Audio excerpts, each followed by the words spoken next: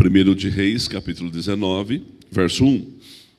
Ora, Acabe fez saber a Jezabel tudo quanto Elias havia feito e como matar à espada todos os profetas.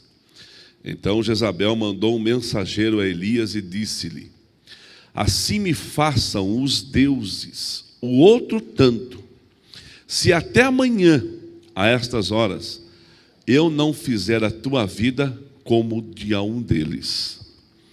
3. Quando ele viu isto, obrigado, irmã, levantou-se e para escapar com vida se foi. E chegando a Bérseba, que pertence a Judá, deixou ali o seu moço. 4.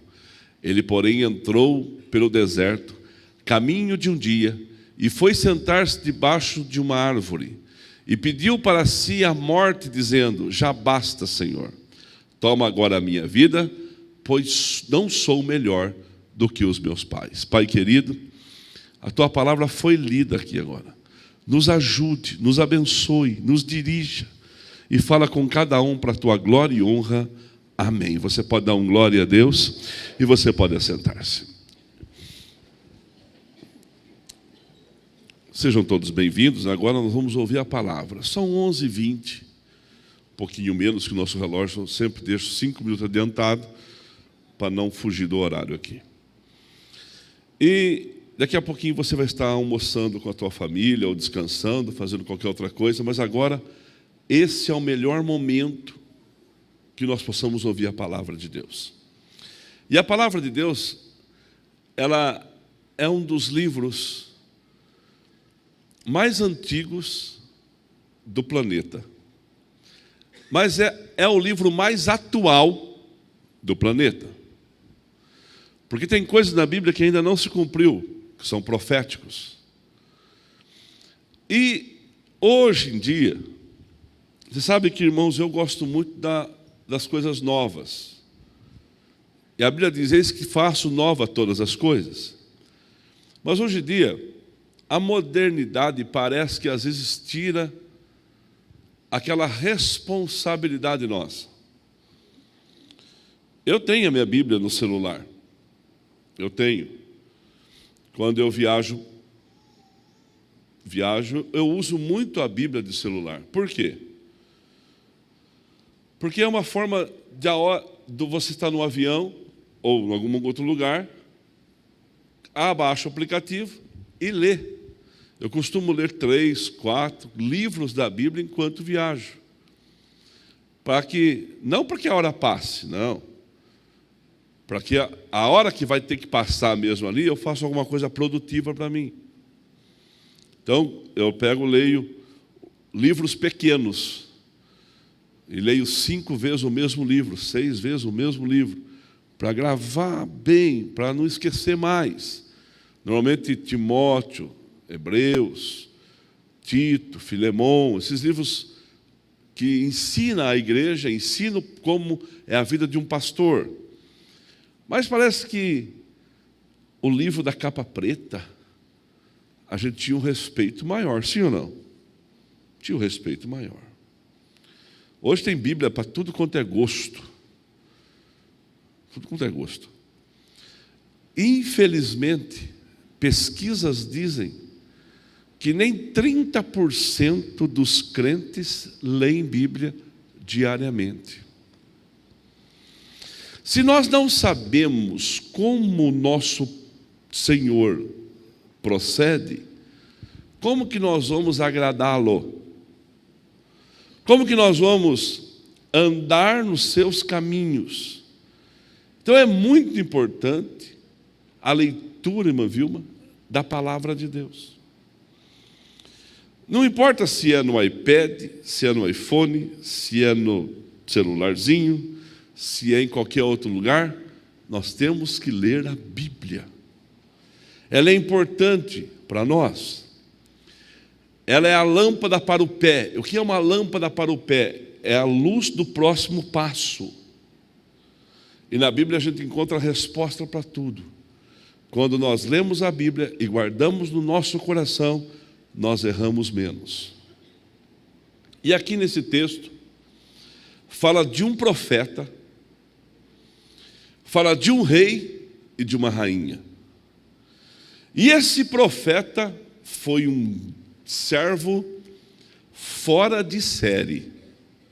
Se fosse pastor hoje, estaria no nível de Mário de Oliveira, pastor da Quadrangular, presidente nacional, no nível de Valdomiro Santiago, que leva multidões, no nível de um Edir Macedo, homens assim, grandes, de um Benihim, porque Elias, além de ser um homem diferenciado, os sinais o seguiam, e sinais extraordinários.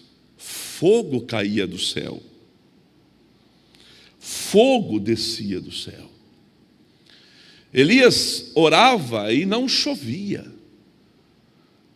Ele pediu um dia para que a nuvem não desse água por 3 anos e meio, e completou 3 anos e meio para chover, segundo a palavra que ele liberou. Então era um homem de autoridade, era um homem que tinha autoridade.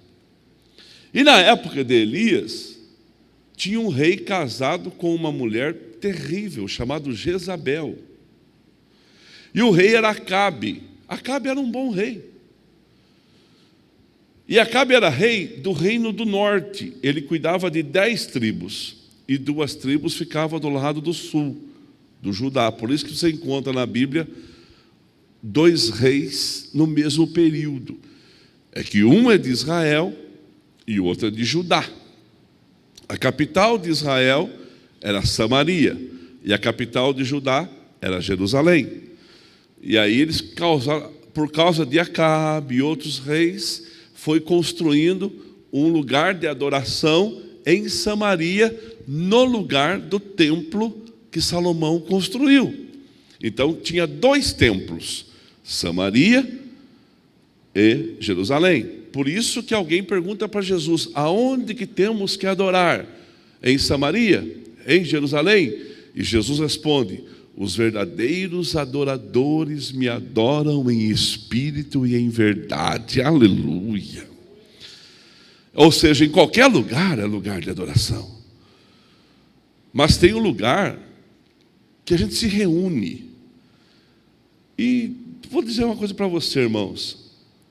Esse lugar aqui, em específico, o pastor Moisés, quando prega, sempre fala que ele ama esse lugar. Esse lugar aqui em específico, eu acho que Deus tem um carinho especial por ele. Quem já percebeu isso também? Parece que Deus gosta daqui. Embora ele habita no meio dos louvores, onde 2 ou 3 pessoas se reúnem, mas parece que Deus gosta daqui.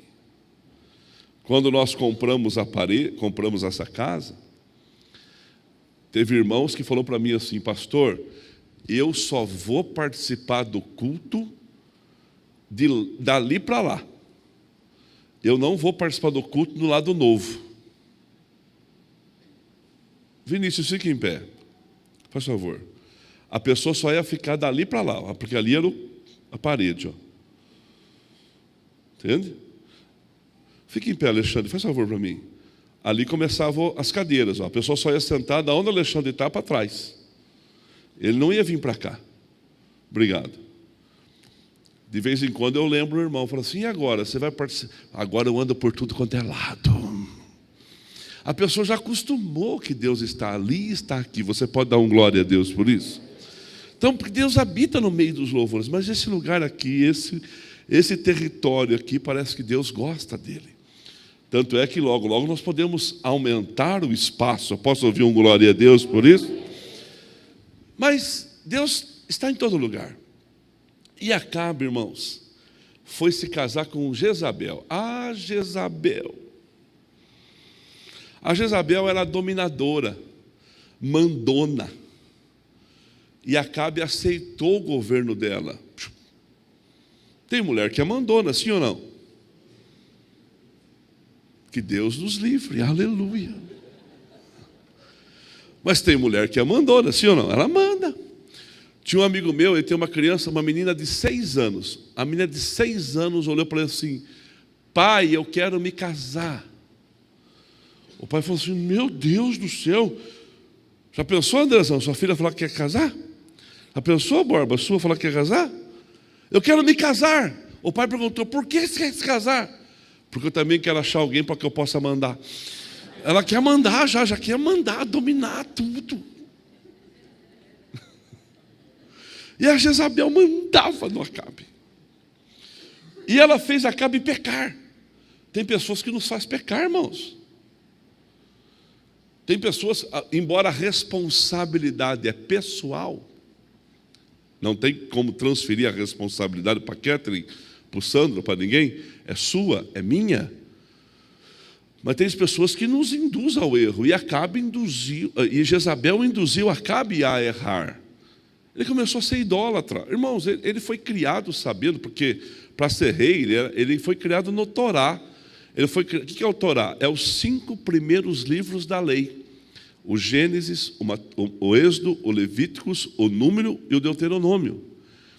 Ele estudou o Pentateuco. Penta porque é 5, tá? Os 5 livros primeiros da Bíblia. E ele estudou isso, ele conhecia isto, ele sabia que o primeiro mandamento, aquilo que Deus não aceita, é repartir a honra dele e a glória dele com ninguém.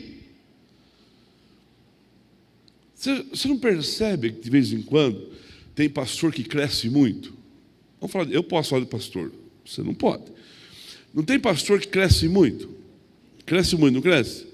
Parece que está lá em cima, ele está inatingível, sim ou não? E de repente acontece que esse pastor, ele cai.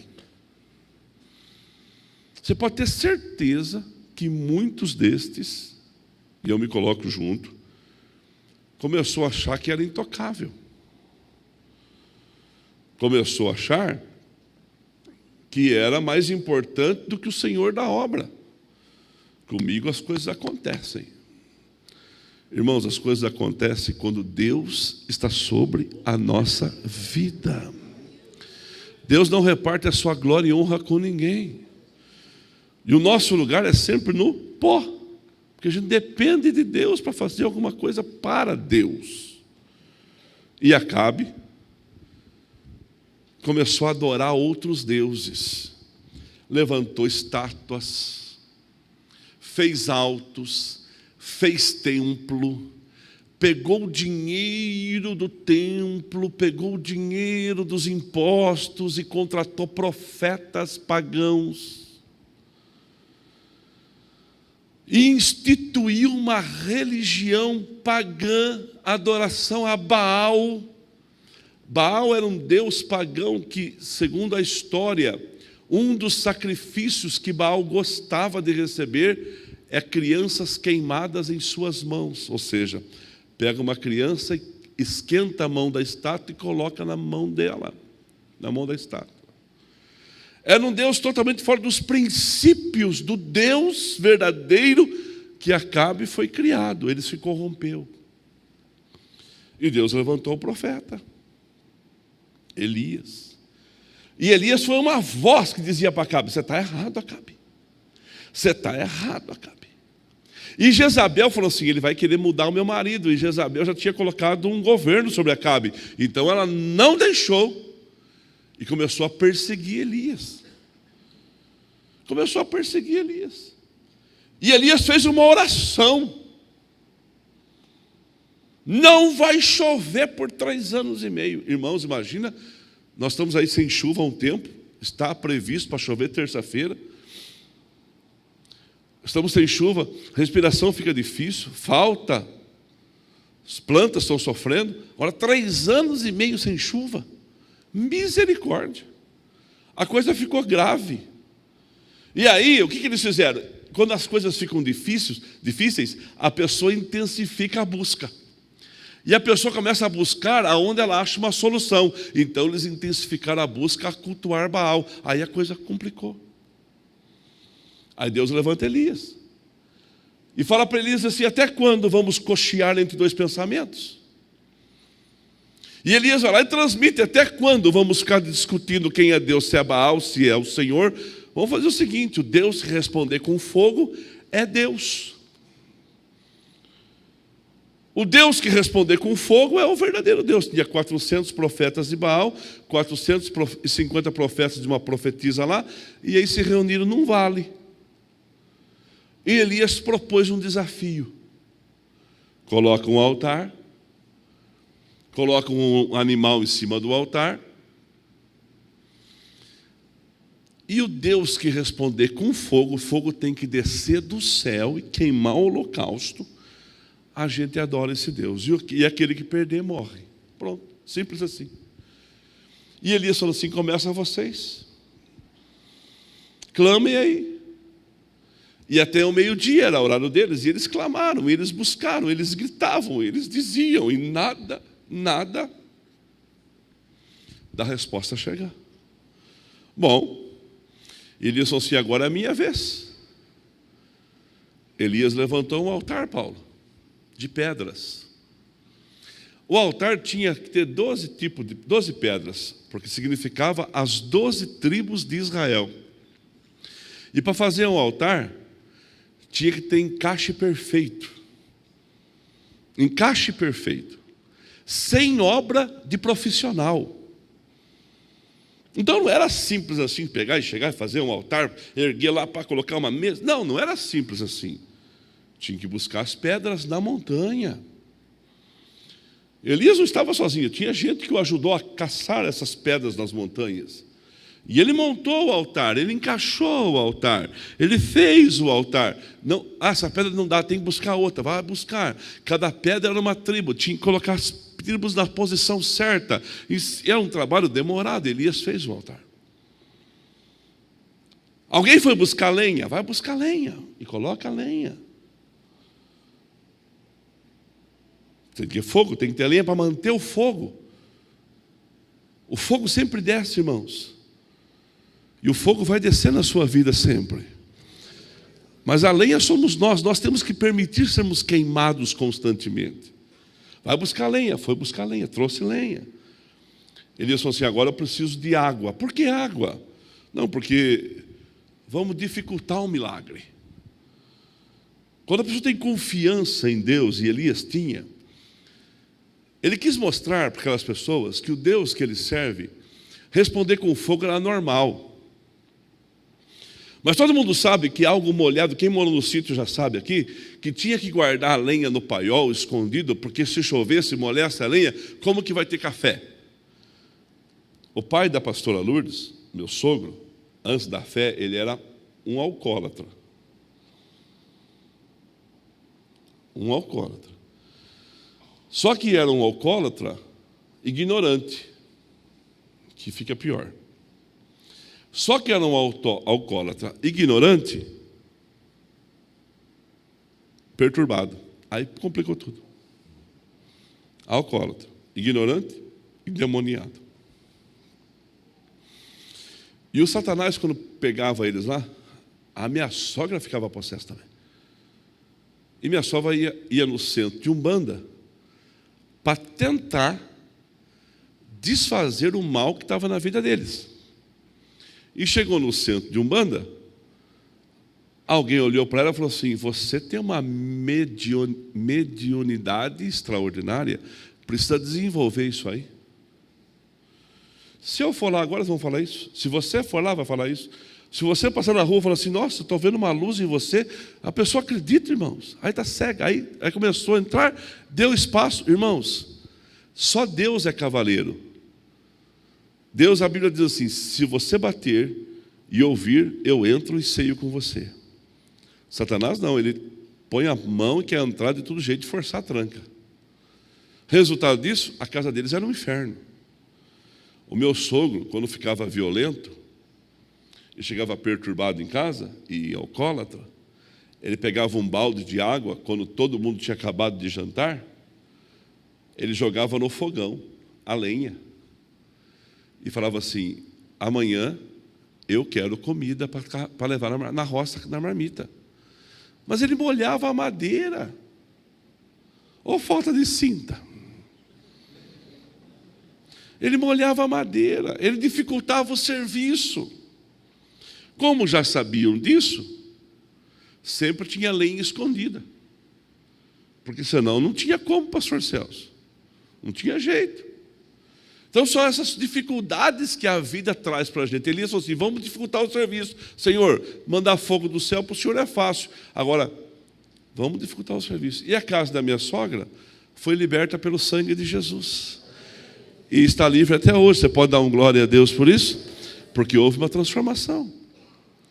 E Elias colocou água em cima do holocausto. Irmão, você imagina se você fosse o concorrente? Se você fosse o profeta de Baal, falando assim, poxa vida, nós não conseguimos nem no seco, ele vai conseguir no molhado? Vamos pegar uma bênção aqui para a gente? Essa bênção é da hora, é fresca, é agora para você.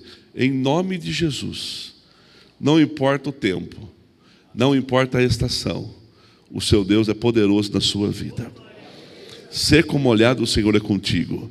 Pode confiar que o fogo vai descer em nome de Jesus. Só deixa a lenha pronta. E aí, molhou tudo lá. E Elias só levantou a mão para o céu. O fogo desceu. Os 850 profetas foram destruídos. Isso chegou lá no ouvido de Jezabel.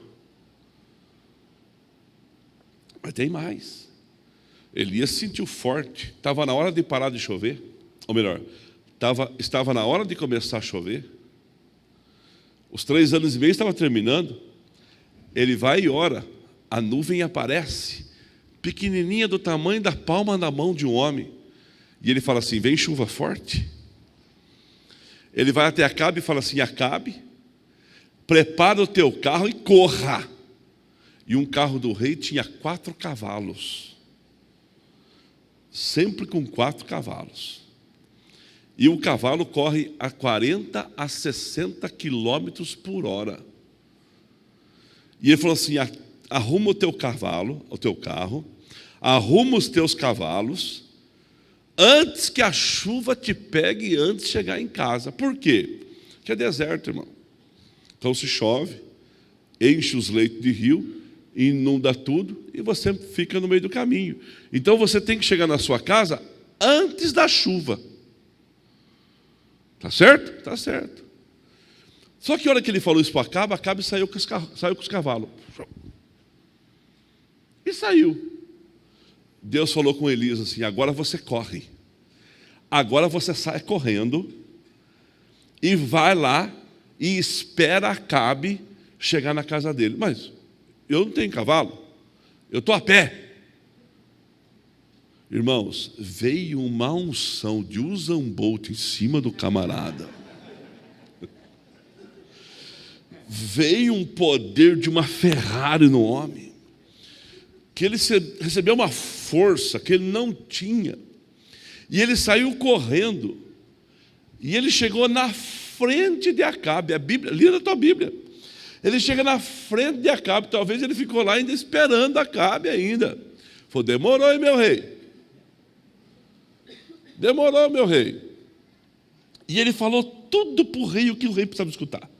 Que ele era um homem que Jezabel governava ele, que Deus tinha rejeitado a vida dele, que ele ia morrer, e os cães iam lamber o sangue dele. E tudo que Elias falou aconteceu. Mas antes de acontecer isso, o Acabe entrou no palácio e falou para a mulher dele assim, bem, sabe quem estava na porta aqui? O Elias. Sabe o que o Elias fez? Matou todos os teus profetas. Sabe o que Elias fez? Foi lá e orou e choveu. Sabe o que Elias fez? Correu mais que os meus cavalos. A mulher ficou doida, ficou endemoniada. Aquela mulher era tão perturbada que o diabo chegava perto dela e ficava em processo. É verdade. Coloca para mim lá. É o 1 Reis 19, onde que fala que ela começa a falar assim, que ela vai fazer igual com ele. Irmãos, um homem igual a Elias era para ter medo? Lógico que não. Um homem que ora o fogo desce, um homem que confia em Deus para a chuva vir, um homem que corre com a força maior do que cavalos. A mulher pega e fala para ele assim, em 1 Reis 19, verso 3, eu acho que é. Ela fala assim para ele, achou lá? Ela diz assim, ó, quando ele Então Jezabel, 2. Então Jezabel mandou um mensageiro dizer a Elias. Mandou um mensageiro. Assim me faço os deuses. E outro tanto. Se até amanhã, a estas horas. Amanhã, a estas horas, é 24 horas. Sim ou não? Você tem 24 horas. Se eu não fizer com a sua vida o que você fez com a deles. Está dada a sentença. 24 horas e você morreu. E vou torturar você. Vou acabar com você. Irmão, já foi ameaçado? Está sob ameaça? Vem ameaça que você tem prazo para resolver? Isso de Elias, se isso é com Elias, irmão, isso é com Elias, era para fazer assim, ó. Veio a acusação, era para fazer isso aqui, ó.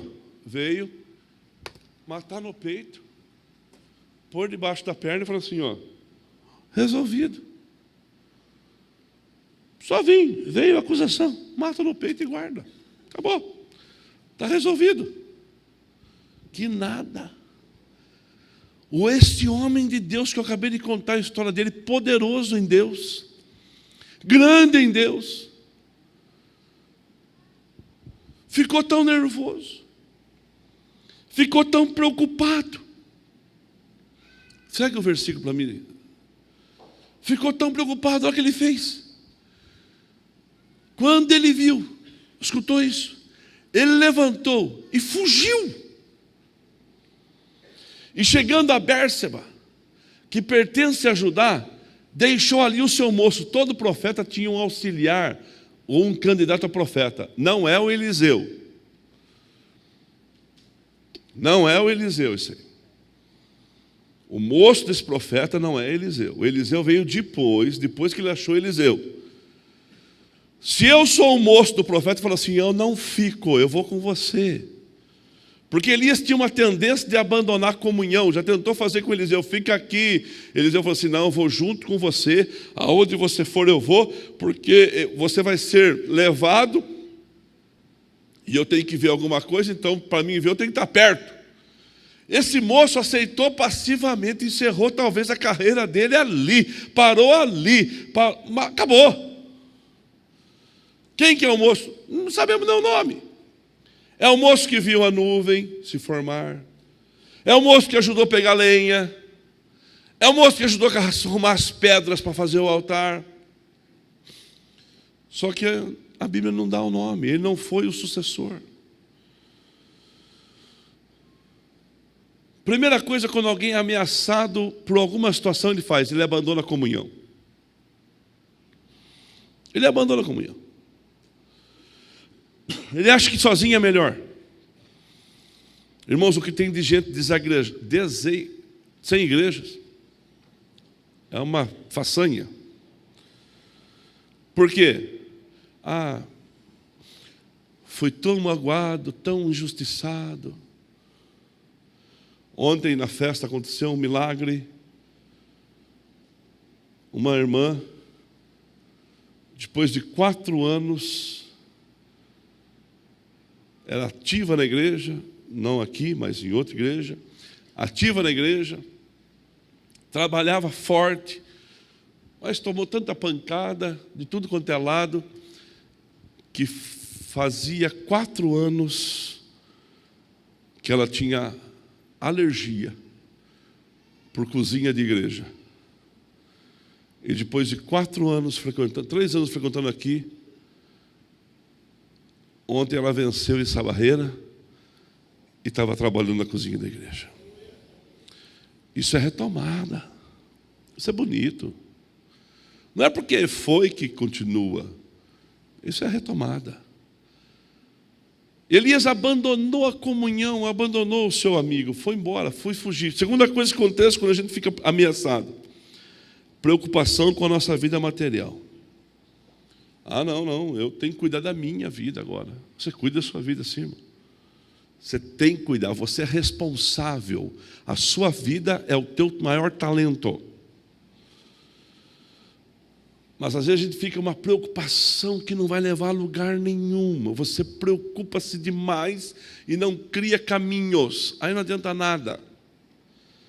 Todo líder religioso, de palestra motivacional, cita aquele mágico de Oz. Eles falam assim, que perguntaram para quem estava perdido: aonde você vai? Ele fala assim: eu estou perdido. E para quem está perdido, qualquer caminho serve. Para você não está perdido. Você está achado. Você é achado pelo Senhor Jesus Cristo. Você tem a palavra de Deus, que é a nossa lâmpada, que é a bússola, que é a direção que nós temos que tomar. Então eu não estou perdido. Eu vou seguir um caminho. Elias abandona a comunhão, Elias se preocupa com a sua vida, ele tem uma motivação negativa. Coloca o versículo 4. Quantas motivações negativas nós não temos, irmãos? Olha lá, ó. E ele, porém, entrou pelo deserto. Ele foi, irmãos, presta atenção. Só se você for amante de velocidade, disputar o Paris-Dakar, do resto não dá para ir para o deserto. Tem uns irmãos que foram para Israel esses dias. O deserto, quando você vai para Israel, o deserto é o lugar que você menos fica. É 50 graus do dia e à noite frio demais. Vai fazer o que no deserto? Já é deserto. Onde você vai? Eu vou para o deserto. Eu não vou para o deserto, não. Jesus foi levado pelo diabo ao deserto. Ele não foi pelo deserto sozinho. O abençoado aqui do Elias, ele me pega e vai para o deserto. Vai fugir em outro lugar então, né, gente? Vai para o deserto, porque ele está com motivação negativa. Está com a motivação negativa, está para baixo, camarada. Está precisando reagir, mas não está achando caminho, então vai para o deserto. Se fosse para o deserto para orar. Deserto é lugar que a gente aprende, mas quando Deus nos coloca lá, eu não quero ir para o deserto, não. Quem aqui prefere, se você tiver que escolher, e ser missionário na África ou ser missionário em Miami, quem prefere ir para Miami, levanta a mão. Eu prefiro nadar com golfinho, eu não quero ir para a África, não. Eu não. Tem crente que fala assim, quanto mais luta, mais vitória. Irmãos, eu quero só vitória, a luta já vem. Quem é que procura a luta? Eu não procuro luta, não. Quando está tudo calmo na nossa vida, sabe o que você tem que pensar? É que nós não estamos muito bem com Deus. Quem que disse isso? Aonde está na Bíblia? Tem muita coisa que não está na Bíblia que a gente cita, irmão. O crente tem que passar pela prova. Aonde fala isso? A Bíblia diz que Deus prova, que Deus nos testa. Mas não que eu tenho que passar. Eu passo porque a situação da vida permite isso. A família da irmã Zilda está passando uma prova grande. Pai da Silvia, da Sandra, do João, do Tilim, sogro do Tuca, do Tatico. Está passando uma prova grande. Da Márcia. Por quê? Porque o patriarca da família está enfermo. Eles não foram procurar a enfermidade. A idade chegou aos seus 80 anos. E depois que chega uma certa idade, aquilo que a gente vencia com facilidade, a gente não vence mais. Sim ou não? Não vence mais. Aí começa a aparecer tudo. Mas não que essa prova veio do inferno. Não veio. Essa prova existe porque existe um tempo de vida de cada ser humano. E agora é uma luta, mas eu acredito ainda, irmã Zilda, que Deus vai prolongar os anos do teu marido em nome de Jesus. Tudo está na mão de Deus, filho. O tempo da nossa vida está na mão de Deus. Tem prova, aí você está passando uma situação financeira miserável, mas fez negócio errado, vai fazer o quê? Fez negócio errado. Eu lembro de um amigo meu, ele recebeu um dinheiro, olhou para mim e falou assim: eu vou aplicar na Bolsa de Valores. Eu disse assim: você sabe mexer com Bolsa de Valores? Eu não sei. Você sabe mexer? Não, porque está todo mundo fazendo, está todo mundo, mas você sabe, você trabalha com isso. Foi lá e comprou ações da Petrobras. A Petrobras explodiu aí. O que valia 10 passou a valer 3. Cada 10 mil investido, só pegava 3 mil de volta. Foi o diabo? Não, é jogo de mercado. É jogo de mercado. As coisas acontecem. Acontecem. Então são situações que todo dia você acontece. Todo dia você passa. A primeira vez que eu vendi para um chinês compra bastante, ele comprou 80 mil reais de mim. 80 mil do que eu vendo, irmão. Ó, dá para encher esse lugar aqui, ó. Porque é muita coisa. É muito vidro de volume e coisas baratas. Não cabe nesse altar aqui. Vai um caminhão para levar. Aí eu vendi para o chinês. Passei o pedido para a empresa. Depois que eu passei, a empresa faturou. Depois que faturou e entregou, veio um sopro do inferno na minha cabeça. Você sabe que se ele não pagar, quem paga é você, né? Aí comecei a pensar: aonde que eu vou achar esse homem na China? É tudo igual. Como que eu vou achar essa camarada por aí? Já pensou ter que sair daqui e procurar um homem lá na China? E aí, irmãos, 30 dias de muita angústia. De muita angústia. Venceu o primeiro boleto, paga. Venceu o segundo, paga. Venceu o terceiro, ele pagou tudo, até o que ia vencer o último. Eu entendi que eu podia fazer negócio com eles. São extremamente bons pagadores.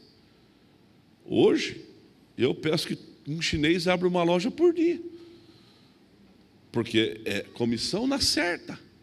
Mas você vende e o cara não paga. É erro de negócio. O diabo tem culpa disso? Não. Uma vez estavam uns irmãos reunidos numa casa assim, vamos fazer oração. Agradecer a Deus para a comida. Um levantou e falou: Senhor, vamos orar. Pai, abençoa essa comida em nome de Jesus. Livra de todo mal. Senhor, não deixa fazer mal algum. E começou a repreender, irmãos, a comida, repreender, falar coisa absurda. Vou dar um conselho para você. Vá orar para a comida, ora para a comida. Não precisa orar para casa. Ganhe as pessoas com sabedoria. Vá orar para a comida. Senhor, abençoe esse alimento em nome de Jesus.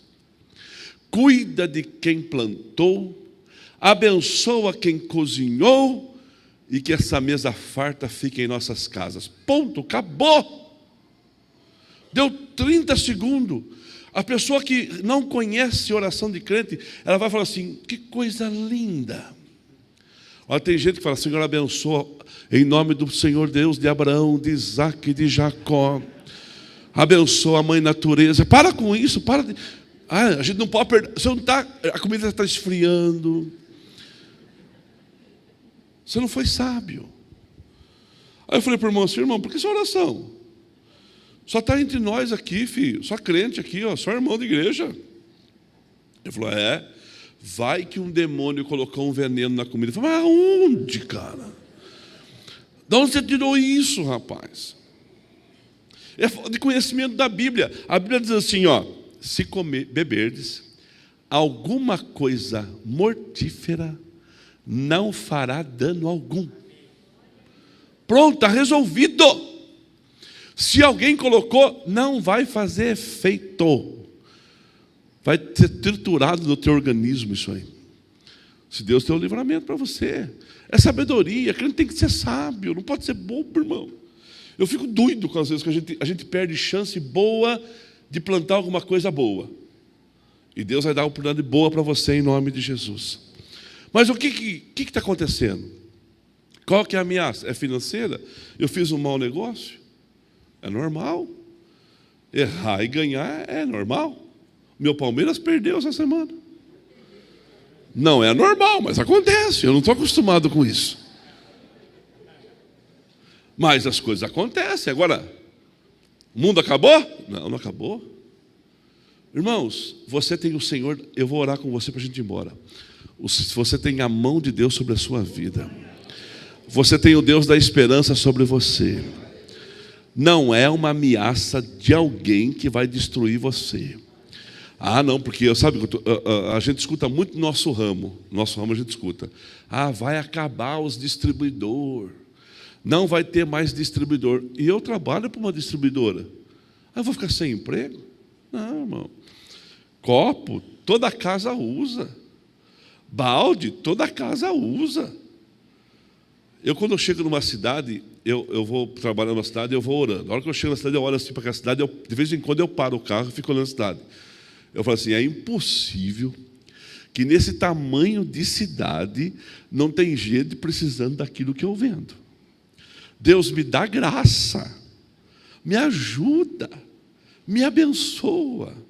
Sempre dá certo. E o dia que não dá certo? Não tem problema, eu não vejo a hora de chegar o dia seguinte para dar certo. E o dia que não dá certo, eu não vejo a hora para chegar o dia seguinte para dar certo.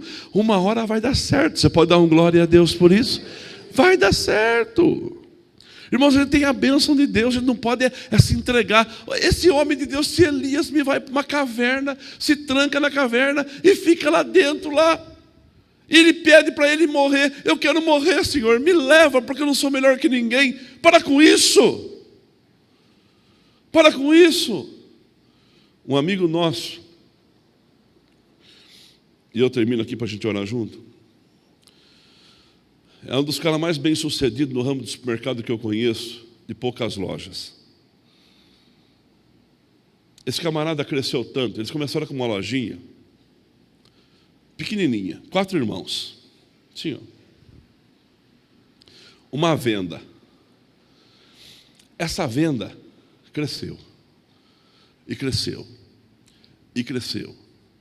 E cresceu. Mas cresceu tanto que ele era chamado de Carrefourzinho. Ele é daqui de perto, de uma cidade perto da gente. Não vou falar nome porque não precisa. Era uma delícia trabalhar lá. E vender para eles. Mas cresceu tanto, que o dinheiro começou a sobrar. E como eles eram em 4 irmãos, eles começaram a multiplicar o ramo de atuação deles. Um gostava de fazenda. Outro gosta de horta, de plantações. Então agora eles produzem o que vendem no hortifruti deles. E eles têm muita carne que eles compram deles mesmos. Então compraram fazenda em Goiás, fazenda no Mato Grosso, e boi de corte, e boi. E eles ficaram fortes, mas muito fortes. Eles estão muito fortes.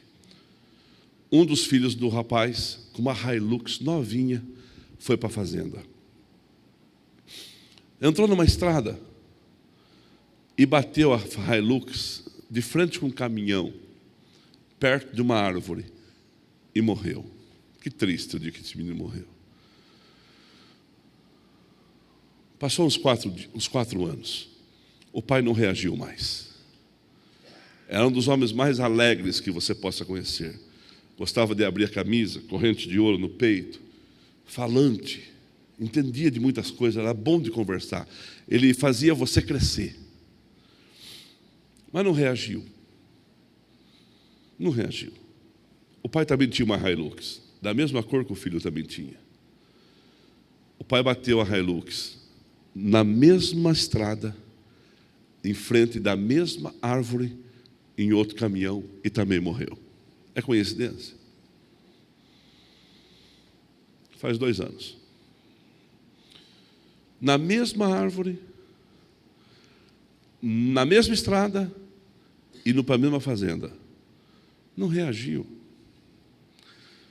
Irmãos, não importa o tombo que a vida te deu, o seu lugar não é na caverna. O seu lugar é fora dela.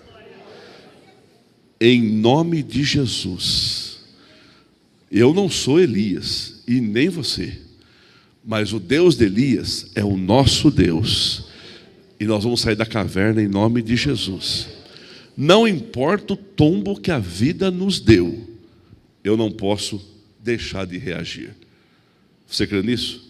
Então feche os teus olhos onde você está. Pai querido, em nome de Jesus, o Senhor é o nosso Deus. Eu não sei o tombo que a vida deu a ninguém aqui. Mas em nome de Jesus, nosso lugar não é na caverna, não. Nosso lugar é fora dela. E em nome de Jesus opera milagres na vida desse povo.